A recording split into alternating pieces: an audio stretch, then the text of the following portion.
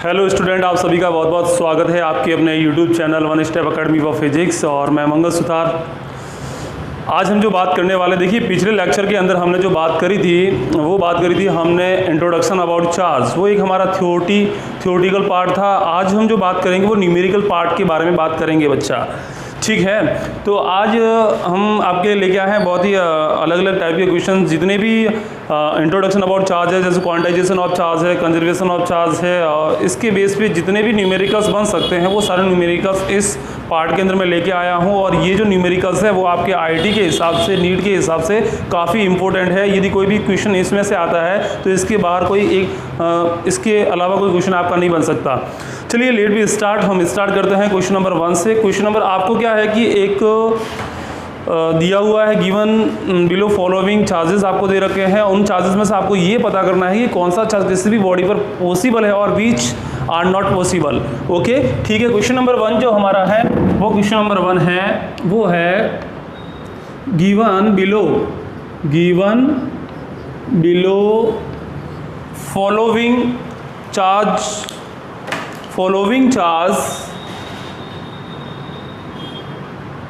Are possible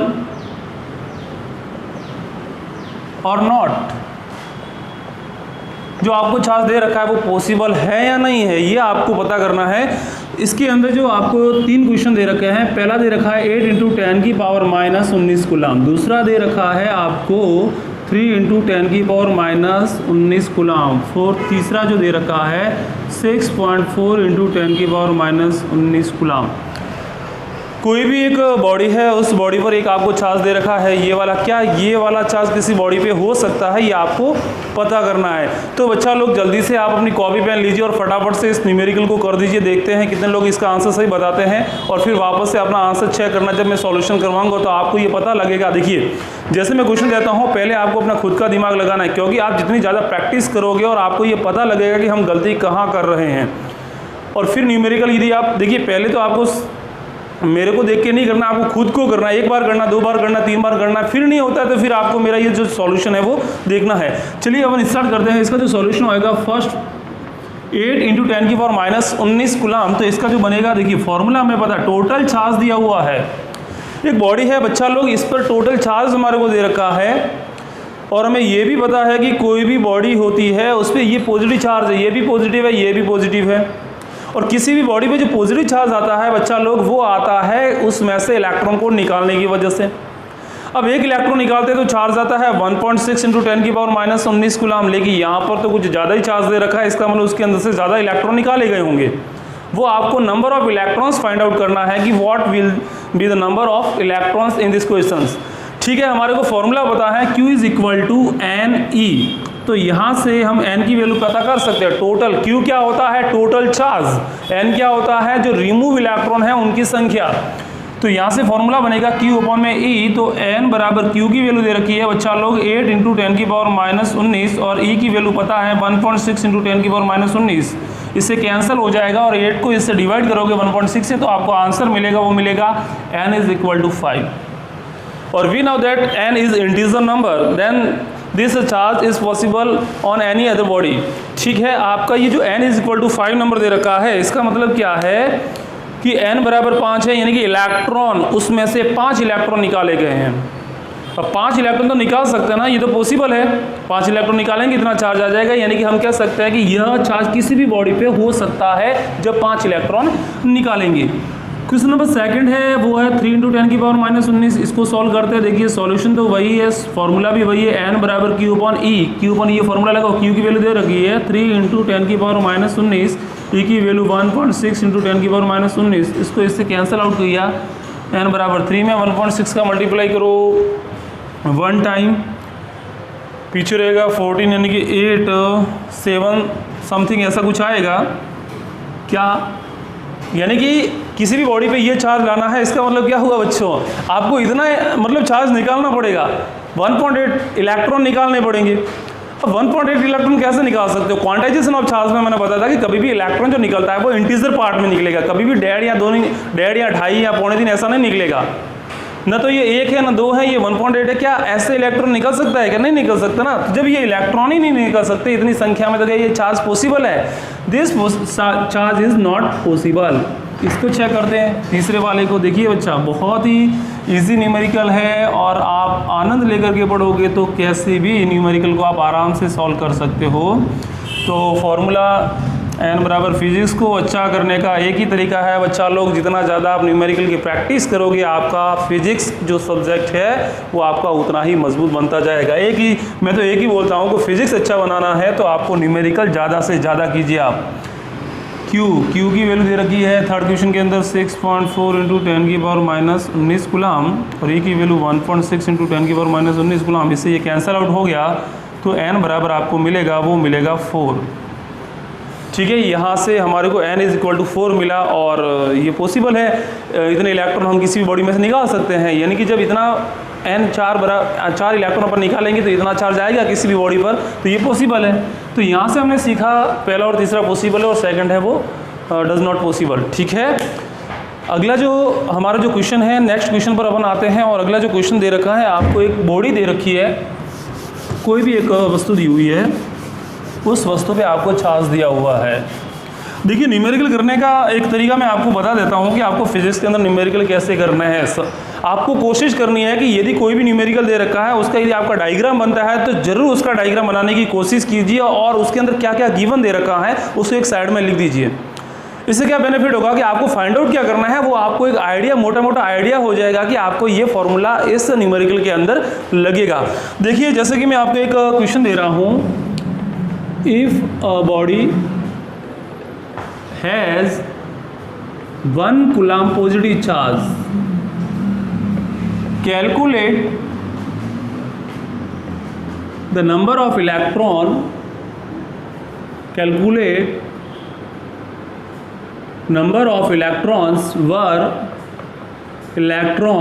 were removed from it। एक body है, ये बॉडी, उसमें से कितना इलेक्ट्रॉन निकाल दिया जाए ताकि उस पर जो प्लस चार्ज है वो कितने का आ जाए? 1 कूलम का आ जाए, 1 कूलम का। अरे टोटल चार्ज दे दिया बच्चों, अब तो आसानी से हो सकता है ना, बहुत ही सिंपल है। Q दे रखा है, आपको नंबर ऑफ इलेक्ट्रॉन्स पता करना है। Q बराबर है, यानी फॉर्मूला पुट कर दो, n बराबर Q अपॉन में E। Q की वैल्यू दे रखी है आपको 1, E की वैल्यू पता है 1.6 इंटू, देखो बच्चों चुटकियों में सॉल्व हो जाएगा। 1 के अंदर इसका डिवाइड कर दो तो इसको लिख सकते हैं अपन 10 इंटू 10 की पावर, ये ऊपर चला जाएगा 1.6, 10 में 1.6 का भाग दो, 1 टाइम्स जाएगा पहले, 6.25 इंटू 10 की पावर 18 इलेक्ट्रॉन्स। इतने इलेक्ट्रॉन जब निकालोगे तो उस बॉडी पे कितना चार्ज आ जाएगा? 1 कूलम। बहुत ही देखिए, बहुत ही सिंपल क्वेश्चन है और बहुत ही मज़ा आने वाला है और भी अच्छे अच्छे न्यूमेरिकल अपन आगे करेंगे। आप बस मेरे साथ में लगातार जुड़ते रहिएगा बच्चा लोग। और जो भी लाला या लालिया जो भी आपके कांटेक्ट में है वो भी चाहते हैं कि हमारा भी फिजिक्स के न्यूमेरिकल में मतलब जो पकड़ है वो सबसे अच्छी बने, और विशेष करके बायोलॉजी के स्टूडेंट के लिए तो ये वीडियो काफ़ी ही फ़ायदेमंद होने वाला है। अगला जो क्वेश्चन है हमारा न्यूमेरिकल थर्ड है, वो है, देखिए बच्चा लोग क्या दिया हुआ है आपको,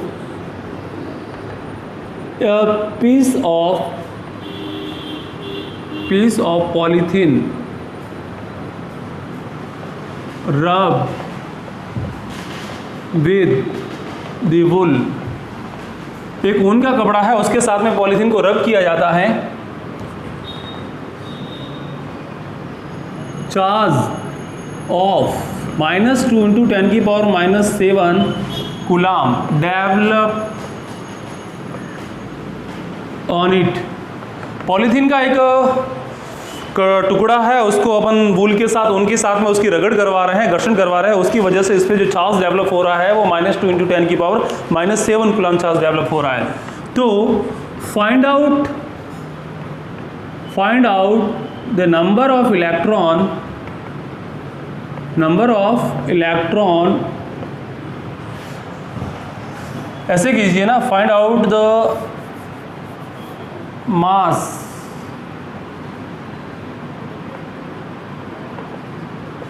which are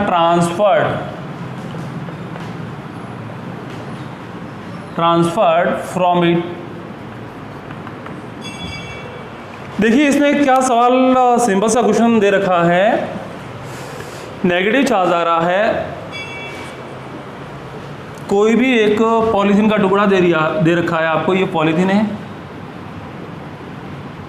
एक आपको दे रखा है वूल, उनका कपड़ा, दोनों के बीच में आपने रब करवाया, रब करवाने की वजह से इलेक्ट्रॉन इधर ट्रांसफर हुआ, तभी तो नेगेटिव चार्ज आएगा। कितना दे रखा है, इतना चार्ज आ रहा है इस पर, ठीक है, ये आ गया ना बच्चा लोग, ये आ गया, क्यों आया, क्योंकि इधर से इलेक्ट्रॉन इधर क्या होगा, तभी तो नेगेटिव है। तो ये पूछ रहा है कि इसका जो मास है वो कितना इंक्रीज हुआ है, find out the mass which are transferred from it, इससे जो मास जो ट्रांसफर हुआ है इलेक्ट्रॉन आने की वजह से वो कितना ट्रांसफर हुआ है। या फिर ऐसा भी पूछा जा सकता था, क्वेश्चन पूछने का दूसरा तरीका भी हो सकता था कि इसके मास में कितनी वृद्धि हो रही है, वो आपको ज्ञात करना है।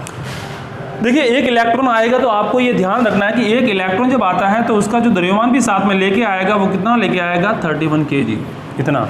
2 आएगा तो उसका 2 गुना हो जाएगा, 3 होगा 3 गुना हो जाएगा।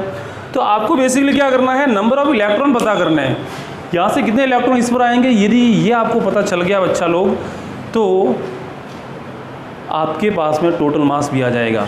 एक इलेक्ट्रॉन का मास पता है, जितने इलेक्ट्रॉन है उसे मल्टीप्लाई कर दो। तो चलिए हमारा बेसिकली फाइंड आउट क्या करना है, एन फाइंड आउट करना है। क्यू की वैल्यू कितनी है, -2 × 10⁻⁷ अपॉन में ई की वैल्यू 1.6 × 10⁻�19।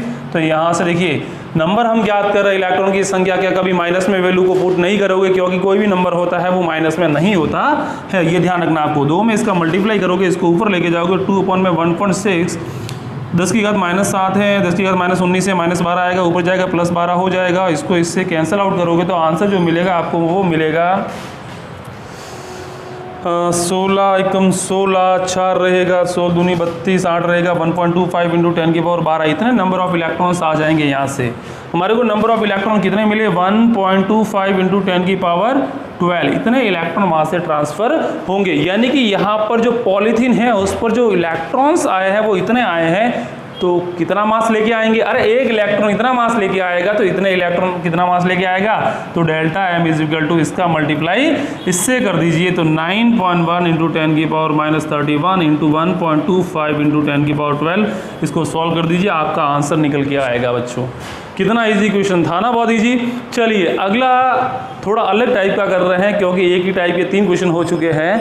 अब इससे थोड़ा हटके करते हैं, थोड़ा लेवल का करते हैं, क्योंकि देखिए एक ही सिस्टम होता है न्यूमेरिकल में पकड़ अच्छी बनाने का। सबसे पहले आप इजी क्वेश्चन कीजिए, धीरे धीरे जब इजी क्वेश्चन करोगे फिर उसका थोड़ा लेवल लीजिए, थोड़ा उससे हाई लेवल लीजिए, और जब इस तरीके से यदि आप करोगे तो यकीन मानिएगा आपका जो फिजिक्स में न्यूमेरिकल में जो पकड़ है वो शानदार हो जाएगी।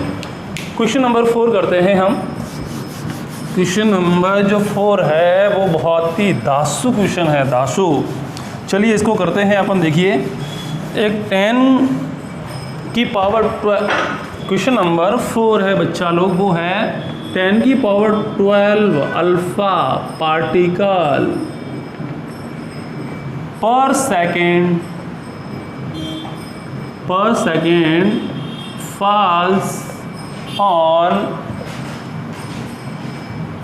fall on न्यूट्रल स्फीयर दे रखा है आपको, एक गोला दिया हुआ है, उस पर सेकंड में इतने अल्फा पार्टिकल्स हैं, वो क्या कर रहे हैं, आपतित हो रहे हैं। तो फाइंड आउट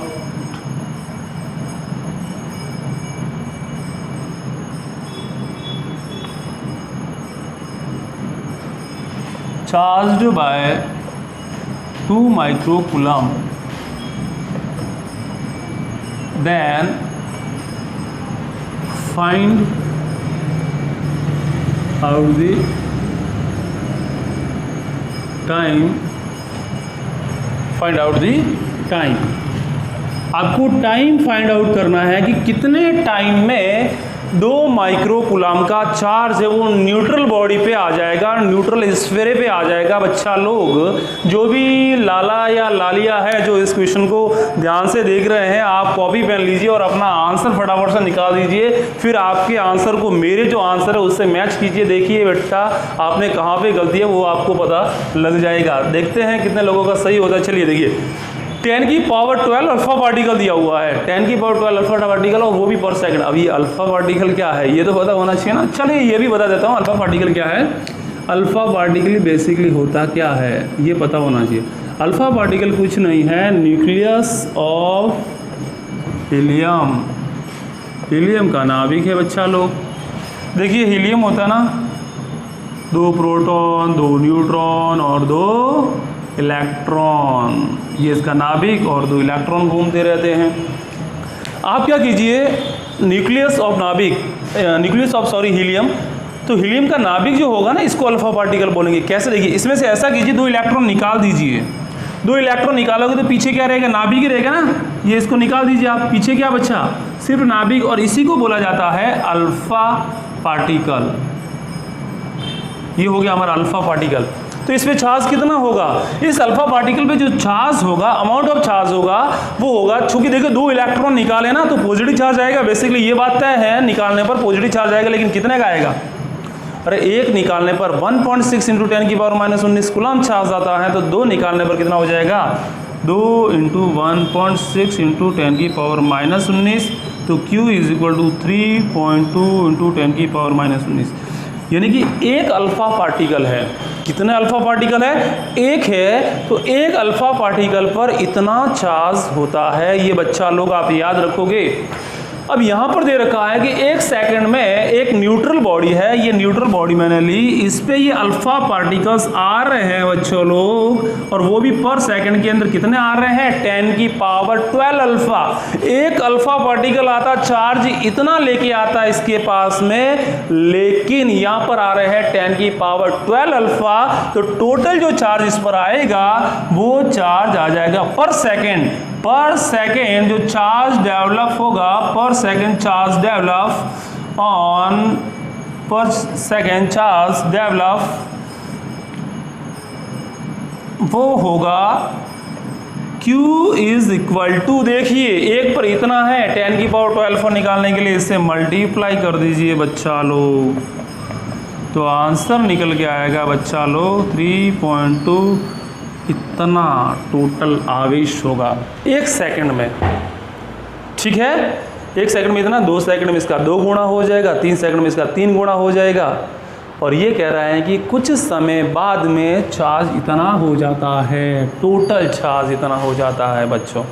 तो देखिए मैं मान लेता हूँ कि यह जो चार्ज इस पर आया है वो t समय बाद में आया है, तो मान लेते हैं t समय बाद में आया है, 1 सेकंड में इतना चार्ज आएगा, तो t समय में कितना आएगा, तो t इन t टाइम, ठीक है, टोटल चार्ज वो कितना आ जाएगा, तो वो आ जाएगा Q = T × 3.2 × 10⁻⁻7, और वो कितना दिया हुआ है, 2 माइक्रोकूलम। तो यहाँ से इसको अपन सॉल्व कर सकते हैं बच्चा लोग। देखिए तो मैं इसको कर सकता हूँ, इसी को बराबर रख दूंगा, Q आपको दे रखा है, इसकी वैल्यू t समय में इतना चार्ज आ रहा है 3.2 × 10⁻⁻7, और ये दे रखा है 10⁻⁻6, तो यहाँ से आ जाएगा, ये से कैंसिल आउट हो जाएगा, 10⁻⁻1 हो जाएगा, तो t = 2/3.2 × 10⁻। कहीं हमने मिस्टेक तो नहीं करी ना बेटा, देख लेना आप आराम से इसको एक बार। ठीक है, 12 था तो -7 आ जाएगा, टोटल चार्ज t समय में इतना हो जाएगा। तो यहाँ से जो समय लगेगा, देखिए 2 × 10⁻⁻6 है, ठीक है, -1 है, ऊपर चला जाएगा, तो t = 20/3.2, तो t = 3.2 कैसे मल्टीप्लाई करो, 6 टाइम्स हो जाएगा 25 सेकेंड। कितना समय लगेगा, 6.25 सेकेंड। इतने समय में उस पर टोटल चार्ज कितना हो जाएगा, इतने समय बाद में उस पर टोटल चार्ज हो जाएगा वो 2 माइक्रोकूलम हो जाएगा बच्चा लोग। ठीक है, अगला जो कुछ एक ऐसे भी जो न्यूमेरिकल है, जो मतलब हमको उसके लिए कॉपी पेन की आवश्यकता नहीं होती है। चलिए मैं आपसे एक सवाल पूछता हूँ कि कोई भी, यदि आप कोई भी कंघा है उसकी सहायता से बालों को बनाते हैं और उसके बाद में आप हल्के कागज़ की ओर लेके जाते हो, तो कागज़ के जो टुकड़े हैं वो उससे आकर्षित होते हैं। इसका क्या कारण है बेटा, देखिए इसका कारण ये होता है कि जब आप क्या करते हो, किसी भी कंघे को बाल बनाने के बाद में किसी कागज़ के टुकड़े के पास लेके जाते हो, तो उसमें जो बेटा है उसमें क्या होता है, देखिए जैसे कि आप लेके, ये जैसे कंघा है और यहाँ पे छोटे छोटे कागज़ के टुकड़े हैं, इस पे जैसे कंघे पे पॉजिटिव चार्ज है, तो यहाँ पर प्रेरण के कारण बाय इंडक्शन, मैंने आपको मेथड पढ़ाया, माइनस आएगा कि नहीं आएगा, और यहाँ पे प्लस आएगा, और इसकी वजह से ये माइनस की वजह से क्या होगा, ये टुकड़ा ऐसे आकर्षित होता है। तो इसका सवाल यदि पूछा जाए कि हल्के टुकड़े आकर्षित क्यों होते हैं, तो कारण होगा प्रेरण के कारण। चलिए अगला एक क्वेश्चन और मैं पूछता हूँ आपसे। क्वेश्चन है कि जो भी ज्वलनशील जो गाड़ियाँ होती है, पदार्थों को, ज्वलनशील पदार्थों को ले जाने वाली गाड़ियाँ हैं, जैसे पेट्रोल है, डीजल है, गैस है, इनको जो ले जाने वाली गाड़ियाँ होती है वहाँ पे लोहे की जंजीरें लटका दी जाती हैं जो सड़क को टच करते हुए साथ साथ में चलती है। इसका रीज़न क्या है बेटा? देखिए इसका जो रीज़न होता है वो रीज़न ये होता है कि जब कोई भी गाड़ी जब गति करेगी तो हो सकता है एयर के घर्षण के कारण उस गाड़ी पे चार्ज आ सकता है, और चार्ज आने की वजह से हो सकता है गाड़ी में ज्वलनशील पदार्थ भरा हुआ है, तो उससे दुर्घटना होने की संभावना रहती है।